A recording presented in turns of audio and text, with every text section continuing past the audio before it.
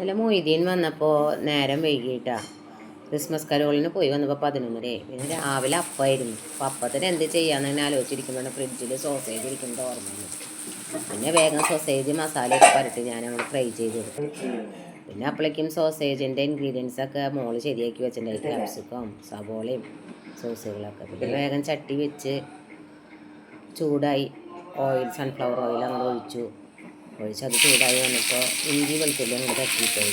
അപ്പം അത് ശരിയായി വരുമ്പോഴേക്കും ഞാൻ സവോളയും പിന്നെ സവോള ഒന്ന് വഴണ്ട് വന്നപ്പോൾ അതിലേക്ക് ഞാൻ ക്യാപ്സിക്കം ആഡ് ചെയ്തിട്ടാം.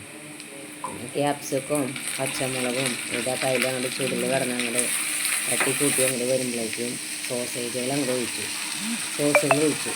ടൊമാറ്റോ സോസും സോയാ സോസൊക്കെ കുറച്ചുകൊണ്ട് ആഡ് ചെയ്ത് കുറച്ച് പാകത്തിന് ഇട്ടിട്ട് പിന്നെ അത് റെഡിയായിട്ട് വരുമ്പോൾ കുറച്ചൊരു ഗ്രേവിക്ക് വേണ്ടി കുറച്ച് കോൺഫ്ലവർ, അതായത് സോസേജ് ആഡ് ചെയ്തതിന് ശേഷമാണ് കോൺഫ്ലവർ കലക്കി ഒഴിച്ചു. പിന്നെ അത് റെഡിയായി വന്നു. ഇതാണ് ഞങ്ങൾ ശരിയാക്കിയ ആ സോസേജ്. എന്താ പറയുക, ഞങ്ങളൊരു പേരിട്ടു ചില്ലി സോസേജ്. കുഴപ്പമില്ല, അപ്പത്തിൻ്റെ ഡിഷ് ഓക്കെ ആയി. അപ്പോൾ നിങ്ങൾ പരീക്ഷിച്ച് നോക്കാം. ഞങ്ങൾക്ക് സംഭവം ഇഷ്ടമായിട്ടാ. അപ്പോൾ okay, Tata, happy Christmas. Okay, Tata.